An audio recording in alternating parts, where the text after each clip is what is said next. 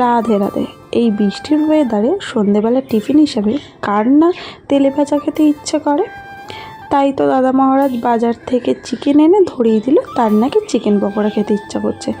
চলো আজকে তাহলে তোমাদের সাথে সেই রেসিপিটাই শেয়ার করি। চিকেনটাকে ছোট ছোট পিস করে কেটে ভালোভাবে ধুয়ে নিয়ে তার মধ্যে হলুদ গুঁড়ো, লঙ্কার গুঁড়ো, সামান্য পরিমাণ নুন, জিরের গুঁড়ো, গরম মশলা, সুজি ও বেসন, তাছাড়াও কেটে রাখা পেঁয়াজের কুচি ও কাঁচা লঙ্কার কুচি, আদা রসুন বাটা এবং সামান্য পরিমাণ লেবুর রস দিয়ে নিতে হবে এবং দুটো মতো ডিম ফাটিয়ে সবগুলো একসাথে ভালোভাবে মাখিয়ে নিতে হবে।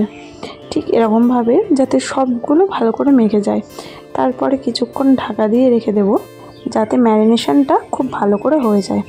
ততক্ষণে গ্যাসে কড়াই বসিয়ে দিয়ে তেলটাকে আমরা গরম করে নেব। এদিকে দেখো ম্যারিনেশনে রেখে দেওয়ার পর আমার তেলটাও গরম হয়ে গেছে, আধা ঘন্টা ম্যারিনেশনেও রেখে দিয়েছি।